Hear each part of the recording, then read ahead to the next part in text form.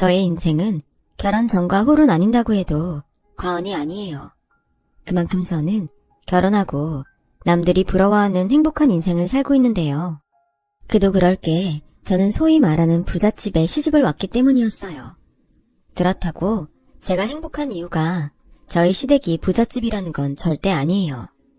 이런 말하면 가식이라고 하는 사람들도 있겠지만 저는 누가 뭐래도 지금의 가족이 있기에 행복한 사람입니다. 여러분은 사랑을 그대 품 안에라는 드라마를 아시나요? 거기에 보면 가난한 여자 주인공이 부자인 남자의 사랑을 받는데, 이런 말이 웃길 수도 있지만 저와 남편도 비슷한 케이스였어요. 저 역시 그 드라마의 주인공처럼 잘난 남편에 비해 잘난 구석이라고는 찾아볼 수 없었거든요. 저희 친정집은 동네에서 작은 중국집을 하고 있었고, 게다가 저는 지방대 출신이었는데 남편은 집안도 좋고 미국에서 석사까지 딴 인재라 차이가 나도 너무 났었죠. 하지만 남편과 시댁 식구들은 그런 저를 편견 없이 좋아해 주셨어요. 지금 생각해도 정말 감사한 일이 아닐 수 없는데, 그에 반면 저희 친정 식구들은 남편을 온갖 편견을 가지고 봤고, 제가 남편을 가족들에게 소개할 때도 저희 가족들은 제각각 약삭빠르게 반응을 보였는데요. 제가 생각해도 신기하고 한편으로는 씁쓸했던 그 이야기를 들려드릴까 합니다. 저는 친정 부모님에게 미운 오리새끼였어요. 어릴 때부터 착하다는 말은 많이 들어도 똑똑하다는 말은 듣지 못했는데, 그건 저보다 3살 많은 언니 때문이었어요. 저희 언니는 공부도 1등, 예쁜 것도 1등이었어요. 그래서 학교에서 반장은 물론이고 전교 회장도 나갔다 하면 언니가 따놓은 당상이었는데, 그렇다 보니 저는 집에서도 밖에서도 자연스럽게 언니와 비교가 되었고 점점 차별을 받게 되었는데요. 부모님은 늘 언니 때문에 어깨에 힘이 들어갔고, 그에 반면 어디 하나 뛰어나지 않은 저를 못마땅하게 보셨는데, 항상 언니의 반의 반이라도 닮으라는 소리를 듣고 살아야 했었죠. 어릴 때부터 하도 그런 취급을 받다 보니 저는 이상하게도 거꾸로 공부에는 흥미가 생기지 않았고, 그러면 그럴수록 저희 부모님은 더욱 저에게 뭐라고 하시며 소갈이를 하셨는데, 어떻게 세상 사람들이 전부 저희 언니처럼 공부를 잘할 수 있겠어요. 하지만 저희 부모님은 워낙에 가진 것이 없기에 성적이 곧 성공이었고, 성공은 곧 부자로 가는 길이라 생각하셨고, 그렇기 때문에 부모님은 언니를 늘 우리 집에 대들보라며 지켜 세웠는데요. 그 덕에 언니의 콧대는 1년 365일 항상 하늘 높은 줄 몰랐어요. 게다가 언니는 저를 동생이 아니라 자신의 시중을 들어주는 그런 존재로 생각했어요. 그만큼 저희 언니는 뛰어난 성적과 외모와는 반대로 성격과 인성이 그리 훌륭하지 않았죠. 오죽하면 스스로도 자기보다 못생기고 공부 못하는 사람들을 보면 서스럼 없이 얼굴도 못났는데 공부까지 못하면 살면서 억울한 일을 당해도 싸지 라는 말을 아무렇지 않게 했는데, 그런 사람이 바로 저희 언니였어요. 그뿐만이 아니었어요. 언니는 잘난 외모에 남들이 부러워할 직업을 가진다면 도덕적으로 어긋나는 행동을 해도 그게 무엇이든 다 용납이 된다고 생각했는데, 옆에서 그걸 보고 있는 저는 그런 언니가 늘 위태위태해 보였어요. 그리고 언니는 자기가 목표로 하는 대학에 입학한 후부터는 자기 인생은 이미 절반은 성공한 인생이라 생각했고, 자기를 쫓아다니는 남자들에게도 옆에서 보기 안쓰러울 정도로 함부로 했죠. 그 바보 같은 남자들은 그런 취급을 당하면서도 무슨 희망인지 저희 언니에게 매달렸는데요. 그걸 본 저는 생각했죠. 어쩌면 저런 사람들 때문에 언니가 점점 그렇게 살아도 괜찮다는 인식을 갖게 된 것이 아닐까?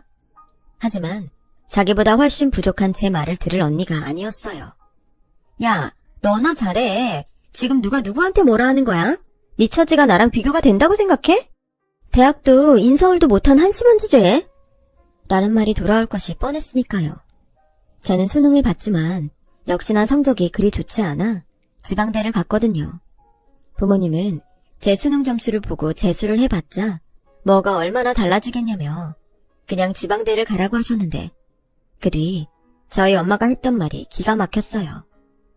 대학이라도 나와야 최종 학력에 대졸이라고 쓸 수도 있고 그 정도는 돼야 어디 시집이라도 가지 않겠어? 괜히 네 언니 앞길에 걸림돌은 되지 말아야지. 그러니까 그냥 너는 지방에 있는 아무 대학이나 가. 어떻게 친엄마가 자기 딸한테 그런 소리를 할 수 있는 건지. 저는 제가 성적이 안 돼서 지방대에 가는 것보다 언니의 걸림돌이 될까봐 지방대에 가야 하는 처지가 너무 싫었어요. 하지만 그런 마음과 동시에 나도 이 지긋지긋한 집에서 벗어나고 싶다는 생각도 들었는데요. 그렇게 저는 4년제 지방대를 갔고 사실 그때가 살면서 가장 마음 편하고 즐거운 시간이었어요. 친구들은 전국 각지에서 모였지만 비슷한 처지라 그런지 모두 마음이 순수했고 저에겐 집이 서울인데 가족과 떨어져 지내니 얼마나 외롭냐며 저를 많이 챙겨줬는데 오히려 그런 친구들이 가족보다 저는 훨씬 좋았네요. 그렇게 저는 대학 4년을 마치고 다시 서울집으로 돌아왔어요. 언니는 그 사이 대기업 계열사인 백화점 홍보부에 입사를 했고 또 한 번 부모님의 체면을 세워줬는데 저에게도 취업의 숙제가 주어졌어요. 내가 네 언니처럼 대기업에 들어가는 건 바라지도 않아. 그렇다고 네가 무슨 머리가 있어서 공무원 시험을 볼 것도 아니고 그냥 어디 내놔도 부끄럽지 않은 회사에 계약직이라도 들어가. 사람들이 계약직인 걸 알게 뭐야. 그냥 다니는 회사가 중요하지. 청소를 하더라도 이름 있는 회사 건물 청소를 하라고. 그래도 여보, 그 말은 좀 심했다. 지방대라도 대학인데 무슨 청소를 해. 그냥 말이 그렇다고. 이건 뭐 중간이 없어. 하나는 너무 잘 키웠는데 하나는 너무 처지니까 나도 답답하니까 그러지. 여기서 답답한 사람이 누군데. 저는 지방대 출신이라 그런지 집에서 원하는 이름 있는 곳의 취업은 계약직이라도 그 벽이 너무 높았는데요. 부모님은 그런 현실은 안중에도 없는 듯 했어요. 게다가 사실 이런 말이 좀 부끄럽긴 한데 저는 그때까지도 딱히 뭔가 되고 싶은 목표가 없었거든요.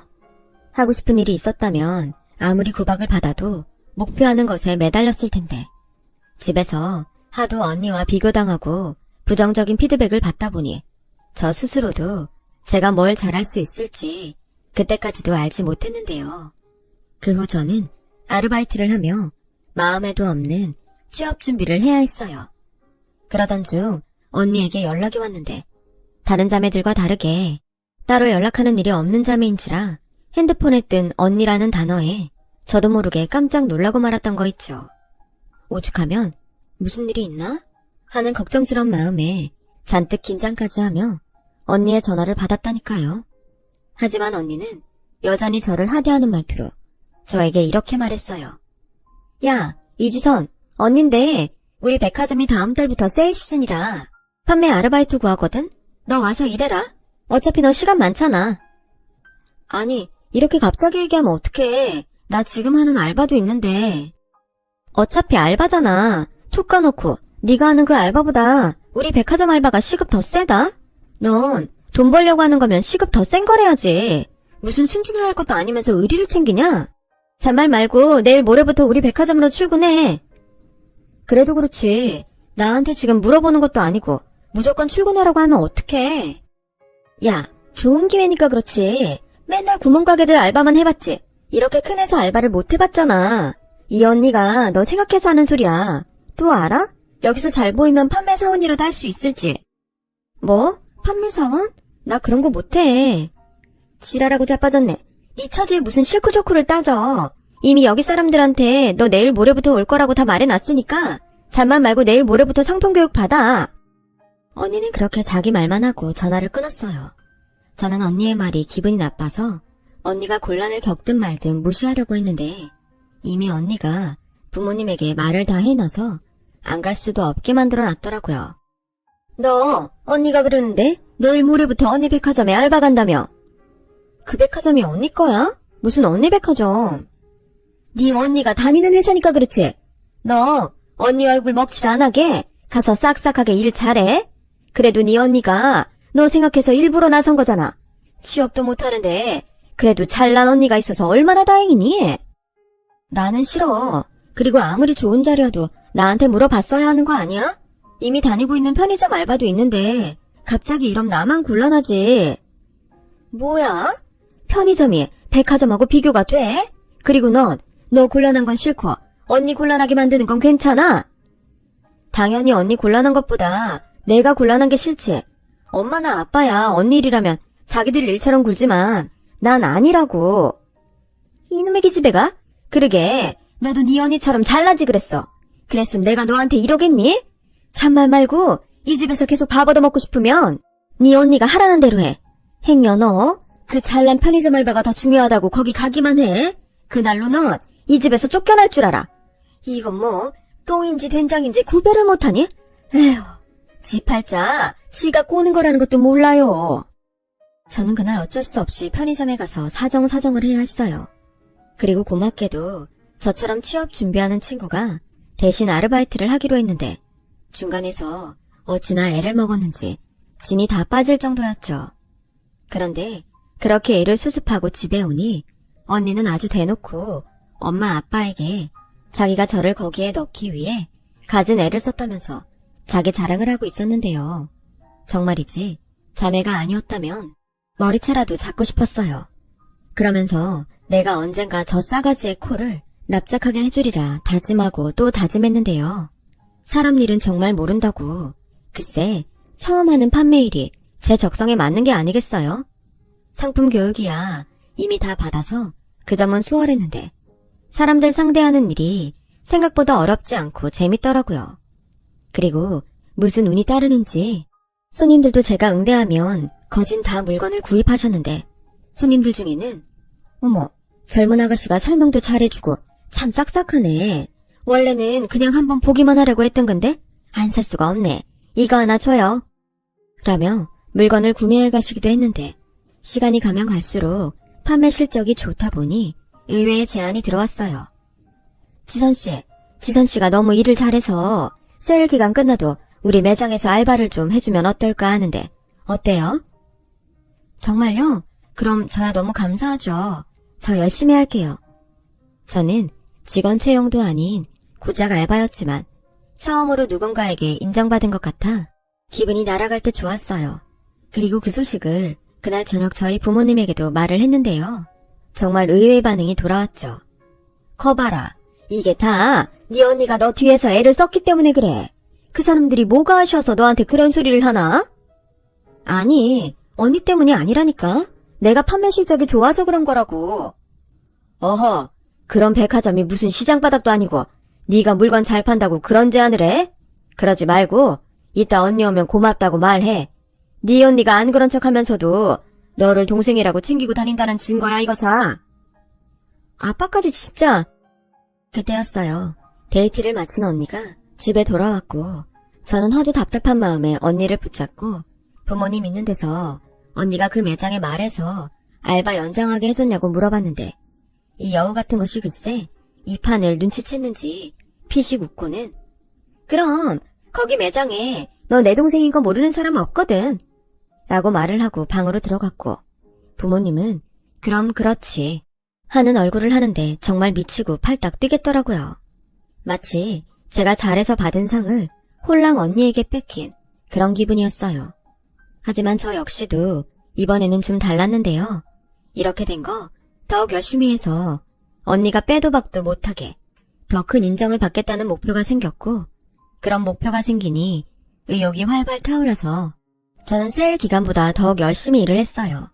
그리고 매장 직원분들과 제법 친해져서 정말로 백화점 사람들이 저희 언니를 모두 아는지 궁금해 슬쩍 물어봤는데요. 하나같이 돌아오는 반응은 이랬어요. 우리가 그런 사람들까지 어떻게 알아? 그리고 말이 홍보부지. 결국 백화점 물건 파는 일은 똑같아. 왜? 홍보부에 누구 아는 사람 있어? 아니요. 그냥 그런 소리를 들어서. 헛소문이야. 그리고 지선씨는 아직 어리니까 미리 말하자면 여기서는 호의라고 다 받으면 안 된다. 다들 웃으면서 뒤에서는 경쟁자 등에 칼꽂을 생각밖에 안 해. 그냥 여기서는 물건 잘 파는 사람이 장땡이야. 알겠어? 그 소리를 듣는데 어찌나 제 속이 다 시원한지 언젠가 기회가 되면 저희 부모님도 이 소리를 꼭 들었으면 좋겠더라고요. 그리고 저는 본격적으로 이 일을 하고 싶다는 생각을 하게 됐는데요. 그러던 어느 날 정말 기막힐 일이 일어났어요. 저는 1층에 한 가방 브랜드 매장에서 일을 하고 있었는데 딱 봐도 복장이 좀 초라해 보이는 할머니가 백화점 1층을 배회하고 다니셨어요. 몸빼바지에 어디서 장사를 하시는지 앞치마까지 입고 계셨는데 사람이 그런 복장으로 누군가를 평가하면 안 되지만 할머니는 눈에 띄어도 너무 띄었죠. 그리고 물건을 살 것처럼 한참을 보다가 아닌 것 같다고 나오시기를 반복하셨는데 누군가 대놓고 큰 소리로 매장을 나가는 할머니에게 불만의 소리를 뱉었어요. 아니, 딱 봐도 여기 물건 살 처지 아닌 것 같은데 왜 저런 사람을 보안 직원들은 가만히 돌아다니게 두는 거야? 이건 영업방해지? 순간 할머니의 얼굴이 금방이라도 터질 것처럼 빨갛게 달아올랐는데 저는 이건 아니다 싶더라고요. 하지만 저는 직원도 아니고 알바나 하는 처지였고 제가 나서면 더욱 우스워질 것 같았는데요. 그런 저에게 할머니는 언제 다가오셨는지 저에게 도움을 요청하셨어요. 저기 아가씨, 미안한데 화장실이 어딘가요? 아, 화장실이요? 제가 안내해드리겠습니다. 지선씨, 그냥 위치만 알려드려요. 우리도 바쁘니까. 아, 제가 최대한 빨리 다녀오겠습니다. 저는 일한 지 얼마 되지도 않았지만 처음으로 직원분의 말을 듣지 않았고 그 길로 할머니를 화장실로 안내했는데 할머니가 어찌나 식은땀을 흘리셨는지 목에 땀이 흥건했어요. 아가씨, 고마워요. 나도 여기 근처 시장에서 장사하는 사람인데 이런 취급은 처음이라 당황했네. 네, 장사하시다가 오셨나봐요. 네, 복장이 좀 그렇죠. 내일 모레가 우리 손자 생일이라 선물 하나 사주려고 왔다가 이런 봉변을 다 당하네. 그러셨구나. 혹시 손자분 선물 어떤 거 하실 건지 여쭤봐도 될까요? 제가 도움드릴 수 있는 거면 도와드릴게요. 정말요? 이러면 내가 너무 미안한데 내가 아가씨도 난처하게 만드는 건 아닌가? 아니에요. 백화점도 시장처럼 물건 파는 곳인데요. 저는 물건 파는 사람이고 할머니는 물건 사시는 분이잖아요. 그러니 편하게 말씀하세요. 그래요. 젊은 아가씨가 성격이 너무 좋네. 그럼 나 이 상표 파는데 알려줄 수 있어요? 할머니는 당신 손자가 매일 들고 다닌다는 지갑을 찍은 사진을 저에게 보여줬어요. 그리고는 그거랑 똑같은 상표 매장에 가고 싶다고 했는데 사진 속 지갑은 루이비통 지갑이었죠. 할머니, 이 지갑은 명품인데? 아, 이게 말로만 듣던 그런 건가? 우리 손자가 여기 물건을 참 좋아하더라고. 그래서 내가 출근할 때면은 가방 하나 사주려고 하는데 아무리 돌아다녀도 비슷한 상표가 안 보이는 거라. 그래서 이 매장 저 매장 찾아다녔더니 그런 소리를 다 들었네. 혹시 나 거기 매장 알려줄 수 있어요? 시간을 너무 많이 뺏는 것 같아서 미안하긴 한데 내가 부탁할 사람이 아가씨밖에는 없어서. 저는 할머니가 그 매장 물건 값을 알고 오셨는지 걱정이 됐어요. 하지만 차마 거기 물건은 많이 비쌀 텐데요. 라는 신뢰되는 말은 할 수 없었고 그저 알겠다고 모셔다 드리겠다고 했는데요. 저도 처음 가보는 루이비통 매장 앞에서 한 매니저로 보이는 남자분이 할머니를 막으셨어요. 역시나 할머니의 행색 때문이었죠. 뭡니까? 그쪽은 어느 매장 직원인데 이런 분을 저희 매장으로 데려오신 거죠? 다른 손님들도 계시니 얼른 모시고 가세요. 아니, 이분이 여기 물건을 사신다고 하셔서요. 할머니, 사진 좀. 됐고요. 다른 분들께 피해가 가니 보안요원 부르기 전에 얼른 모시고 가세요. 아니, 물건을 사러 오신 분께 너무하신 거 아니세요?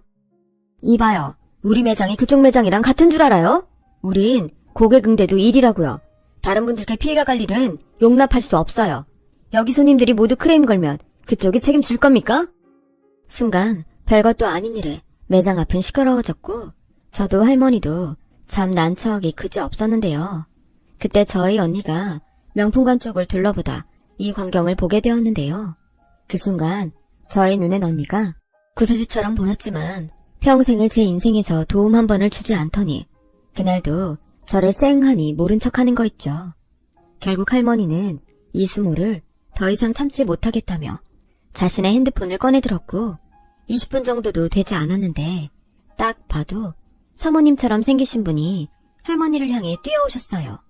그리고는 어머니, 무슨 일이세요? 예, 내가 진영이 생일 선물을 사러 잠깐 여기 들렀는데 아주 난리도 아니다. 사람을 겉모습만 보고 무조건 가라고 하는데 아주 성이 나서 죽는 줄 알았어. 뭐라고요? 어머님, 잠시만요. 이봐요. 누가 저희 어머니한테 그런 무례한 짓을 했죠? 그때였어요. 그 루이비통 매장 직원 중 그 사모님을 알아본 직원이 놀라서 뛰어나왔고 매니저라는 사람도 덩달아 놀란 기색이었는데 글쎄 알고 보니 사모님이 저희 백화점 VVIP셨더라고요. 진작에 말씀해주셨다면 그런 실례는 하지 않았을 텐데. 좀 전까지 보안 요원을 부르겠다고 쌩 난리를 치던 남자 매니저는 어떻게 해야 할지 몰라 하며 할머니에게 죄송하다고 연거푸 고개를 숙였는데 할머니는 그런 수모를 다 당하시고도 당신이 사기로 했던 손자 가방을 끝내 사셨어요. 그리고는 저에게 가방 하나를 골라보라고 하셨는데 저는 됐다며 두 손을 내저었어요. 할머니와 사모님에게 인사만 하고 그 길로 저희 매장으로 돌아갔는데요. 이 사실을 알 리 없는 저희 매장 직원 언니에게 꾸지람을 듣던 중 사모님과 할머니가 저희 매장을 찾아오셨어요. 저기요, 그 아가씨한테 뭐라고 하지 마세요. 저희 어머니 도와주신 고마운 분인데 그리고 내가 그 보답을 좀 하고 싶어서 여기 윗줄에 있는 가방 전부 포장해서 주세요. 네? 여기 전부요?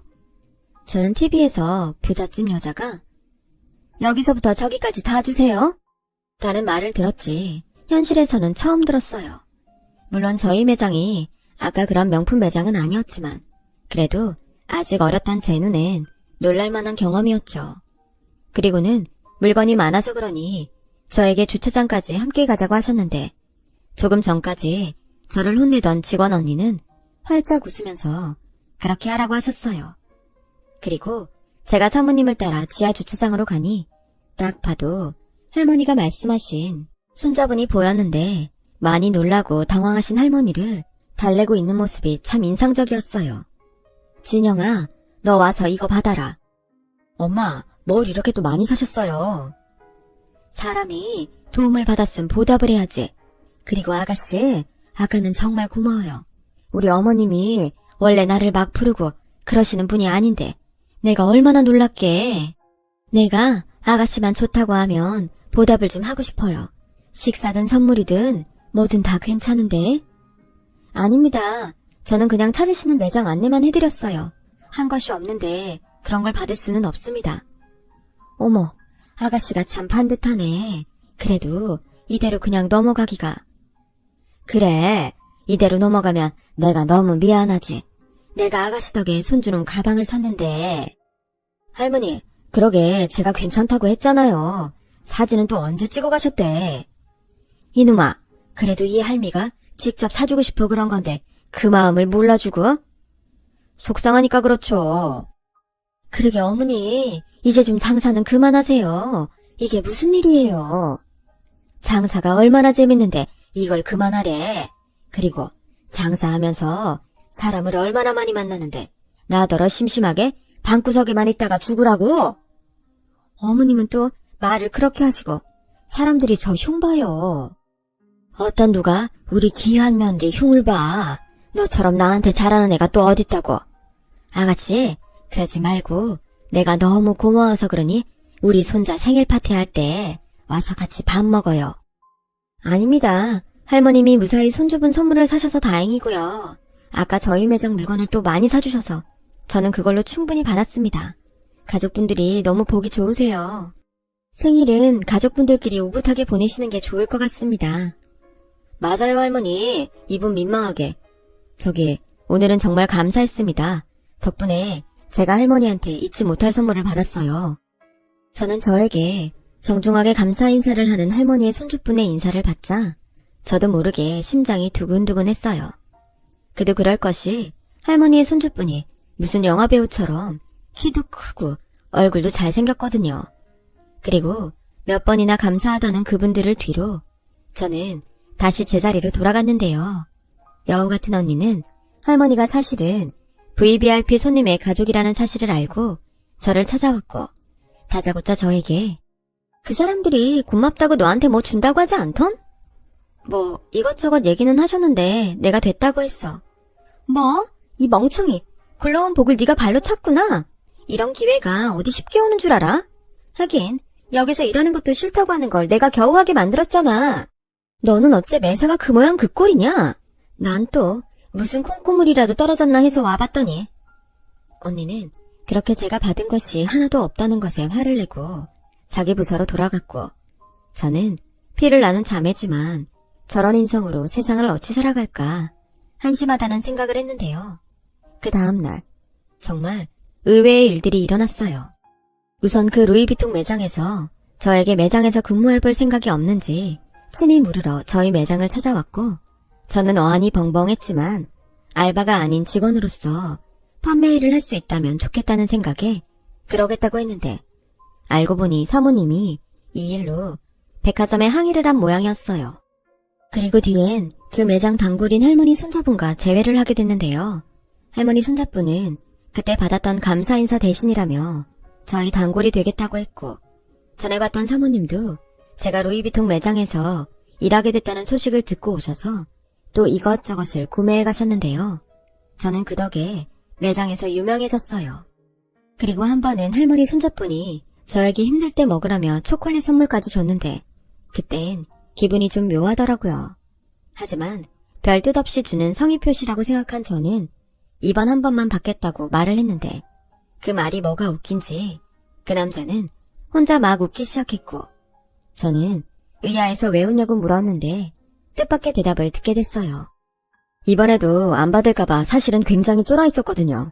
그렇게 할머니랑 저희 엄마가 지선 씨한테 뭘 주려고 했었잖아요. 아, 그거야. 너무 지나치게 값비싼 걸 주신다고 하셔서. 그리고 이건 먹는 거니까. 아, 먹는 건 받는구나. 아니에요. 사오셔서 받은 거지. 다음엔 진짜로 안 받을 거예요. 그거 알아요? 여태 내가 봐온 사람 중에 지선 씨가 가장 겸손한 거? 그래서 나는 지선 씨가 참 좋네요. 네? 저는 순간 모든 것이 멈춰지는 것 같았어요. 그 좋다는 것이 마치 고백처럼 들렸거든요. 하지만 부잣집 아들이 뭐가 아쉬워서 겸손하다는 이유 하나로 저를 좋아하겠냐 하는 생각에 정신을 차리려고 했는데, 그때 불쑥 그 남자는 이렇게 말했어요. 혹시 이따 퇴근하고 저녁 같이 먹을래요?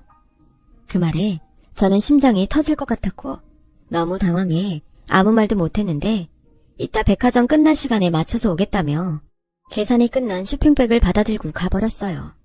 그리고 저는 명품관을 넘어 백화점에서 유명 인사가 됐고, 이번에도 언니가 이 사실에 득달같이 찾아올 거라 생각했는데, 무슨 바람인지 언니는 아무리 소문이 돌아도 집에서조차 저에게 묻지 않았어요. 다만 너 행동 조심하고 다녀라. 괜히 웃음 꼴 당하면 너뿐만 아니라 나까지 곤란하니까. 이 말만 했는데 지금 와서 생각하니 이 샘 많은 언니가 그 남자가 진심으로 저에게 접근한 것이 아니라고 생각했던 것 같아요. 그냥 데리고 놀다 버릴 정도로 생각했기에 크게 동요하지 않았던 거죠. 하지만 몇 번 그 남자와 따로 밥을 먹고 친분이 쌓이면서 저는 오히려 부잣집에 저와는 비교도 안 되는 의사라는 직업이 부담스러웠고, 제 마음이 커져가면 갈수록 저 남자가 그냥 저처럼 평범한 사람이었으면 얼마나 좋았을까 하는 아쉬움이 생겼는데요. 한 달이 지나고 두 달이 지나갈 무렵 그 남자는 저에게 좋아한다며 고백을 해왔어요. 하지만 역시 저에겐 너무 과분한 사람이어서 선뜻 대답하지 못했는데, 그걸 이 남자는 거절로 생각한 듯 했죠. 하지만 그 뒤 의외의 일이 벌어졌는데, 그때 봤던 할머니가 멋쟁이처럼 옷을 차려입고 오셔서는 저에게 시간 괜찮으면 커피 한잔 하자고 하셨고, 그 자리엔 그때 봤던 할머니의 며느님까지 계셨는데, 그곳에서 두 분은 마치 단단히 준비라도 하고 온 듯 저에게 이렇게 말씀하시기 시작했어요. 내가 아가씨가 바쁘니까 단도직입적으로 물을게요. 우리 아들이 아가씨한테 좋아한다고 고백한 것 같은데 맞아요? 저는 이게 말로만 듣던 그것인가 싶었어요. 왜? 네가 감히 내 아들을 꼬셔? 뭐 이런 거 있잖아요. 그래서 잔뜩 긴장하고 앉아 있었는데요. 그 다음 들리는 말이 지금 생각해도 참 코미디였어요. 아니, 내가 볼 땐 우리 손자가 참 멀쩡한데 아가씨는 별로야? 아니, 우리 손자가 여기 매장을 아주 출근 도장을 찍는다고 해서. 어머니, 틀림없다니까요. 생전 안 사던 내 가방까지 사왔는데. 그건 어머니 생신이라고 제가 골라드린 건데. 내가요? 내 생일은 아직 오지도 않았는데. 거 봐요. 이건 진짜라니까. 여태 우리 진영이가 이런 적이 없었잖아요, 어머니. 아가씨, 아니 지선씨. 어떻게 들릴지 모르지만 난 지선씨가 참 좋아요. 우리 주변엔 잘난 사람은 많아도 좋은 사람은 별로 없거든. 그래서 내가 하도 답답하니까 어머님이 가서 물어보자고 하셔서 이렇게 오게 됐는데 놀라게 했다면 미안해요.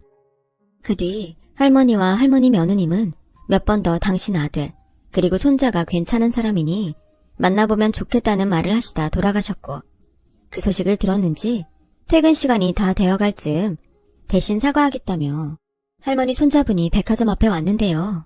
그 모습을 저희 언니가 보게 됐어요. 그리고는 마치 저와 절친한 자매인 듯 제 팔짱을 끼며 끼어들어와 눈웃음을 살살 지으며 그 남자에게 인사를 하더군요. 저는 그 모습이 너무 황당했어요. 사실 저희 언니는 그때 결혼 준비를 하고 있었거든요. 안녕하세요. 저 지선씨 언니 지현이라고 해요. 듣던 대로 미남이세요. 감사합니다. 언니분도 많이 미인이세요. 그렇죠? 제가 그런 소리를 많이 들어요. 어릴 땐 연예인 해보라는 말도 참 많이 들었는데. 그런데 두 사람 무슨 얘기하고 있었어요?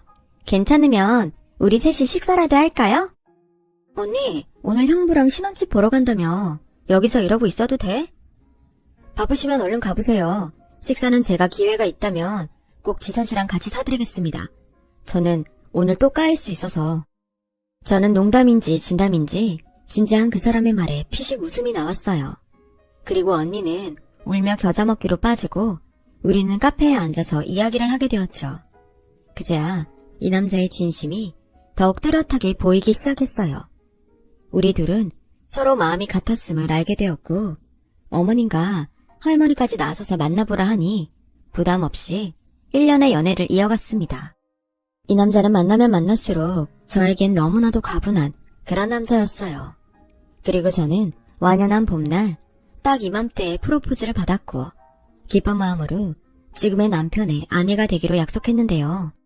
제가 남편을 저희 집에 처음 소개하던 날 저희 집의 반응은 예상은 했지만 참 부끄러웠어요. 뭐야? 너도 참 속물이다. 용케 좋은 조건 남자 꼬셔서 시집을 가냐? 너 나한테 평생 고마워해야 하는 거 알지? 너 싫다던 백화점 알바 내가 꽂았다. 너 언니가 돼서 동생한테 그게 무슨 말버릇이야? 아빠? 아빠 지금 나한테 화냈어? 그래. 평생 지 동생 무시하더니 이렇게 기쁜 날에도 초를 치니 내가 말을 안 할 수 있어? 어머, 아빠 지금 지선이가 부잣집에 시집간다고 지금 나보다 지선이 편드는 거야? 언니 그만해. 야, 네가 뭔데 나한테 그만하라고 해. 이게 아주 꼴값이야? 왜? 결혼 1년 만에 언니는 이혼하는데 넌 좋은 집에 시집가니 아주 좋아 죽겠냐? 이지연, 그만해. 너야말로 보는 눈이 없어서 이혼한 걸 누굴 탓해? 그러게, 너도 참 한심하다. 네 남편 쥐뿔 아무것도 없으면서 명품만 휘감고 수입차 타는 것만 보고 홀랑 넘어간 게 누구야? 네 남편 가진 것만 보고 돈 많다고 당장 시집가겠다고 한 게 누구냐고? 그런 너랑은 우리 지선이는 결이 다르지. 김서방, 우리 지선이가 뭐 이거다 하는 뛰어난 건 없지만 어릴 때부터 정직하고 착했어. 듣자하니 김서방 집에서 우리 딸 착한 모습을 높이 봤다는 것 같은데 너무 감사하다고 전해주게. 네, 저희 집에서야말로 이런 훌륭한 딸을 주셔서 감사하다고 전해달라고 하셨어요. 그리고 저도 지선이를 저에게 주셔서 너무 감사합니다. 평생 지선이 행복하게 해줄게요.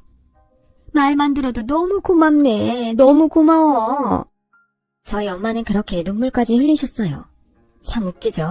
항상 언니 편만 들던 저희 부모님이 순식간에 태도를 바꾸고 그 뒤부터 좋다는 건 언니 말고 저를 챙겨주는데 아, 그때 언니의 기분이 이런 거였구나 알겠더라고요.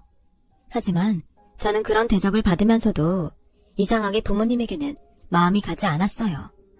언니 말대로 저희 부모님이 태도를 바꾼 이유를 저도 너무 잘 알고 있었으니까요.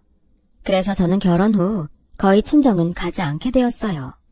친정에서는 서운해하는 눈치였지만 워낙 차별받고 서럽게 커서 그런지 그런 건 별로 신경 쓰이지 않더라고요. 어차피 뭔가 기대하며 가식적으로 잘해주는 건데 그 모습을 보는 게 저는 더 힘들었고 그래서 그 뒤부터는 저희 있는 모습을 좋아해주는 시댁 어른에게만 성심성의껏 잘해드렸어요. 신혼여행을 다녀오고 얼마 되지 않아 아이까지 갖게 되었어요. 워낙에 손이 귀한 집이라 직장보다는 태교에 신경 쓰길 바라는 시어머니의 바람에 따라 저는 일을 그만뒀고 그때도 시어머니는 당신이 저에게 일을 그만두게 했다며 참 많이 미안해 하셨어요. 직장을 그만둔 건 역시 제 선택이었는데도요. 이렇듯 저희 시댁 어른들은 가진 것이 많다고 사람을 무시하지도 않았고 오히려 가진 사람들이 덜 가진 사람들을 도와야 하는 거라며 기부도 많이 하시고 봉사도 많이 하시는데 옆에서 그런 모습을 보고 있으면 아, 나도 저런 사람이 되고 싶다 라는 생각이 절로 든답니다. 이런 게 바로 가정교육이 아닐까 싶어요. 그리고 남편은요. 정말 세상 이렇게 좋은 사람이 또 있을까 싶은 사람인데요. 제가 아들을 낳고 체력적으로 힘들어하자 남편은 육아는 체력이 좋은 남자가 하는 것이 맞다며 2년간 육아휴직을 쓸 정도로 정말 좋은 사람이에요. 시할머니가 항상 하시는 말씀이 있어요. 당신은 태어날 때부터 부자가 아니었기에 그 마음을 절대 잊고 싶지 않다고. 지금은 돌아가셨지만 지금의 저희 시댁을 읽어놓은 시할아버지의 뜻에 따라 저희 부부 세대도 또 저희 아들 세대에도 가진 행복보다 나눌 수 있는 행복을 잊지 말라고 하셨는데 저 역시 이 집의 한 식구로서 그 마음을 꼭 이어가고 싶습니다. 그렇게 살다 보면 우리 아이들이 살아갈 이 세상이 조금 더 밝고 따뜻해지겠죠? 꼭 그런 날이 오길 바라면서 저의 긴 이야기를 마치도록 하겠습니다. 지금까지 저희 이야기 들어주셔서 감사해요. 늘 행복한 부자가 되시길 진심으로 바라겠습니다.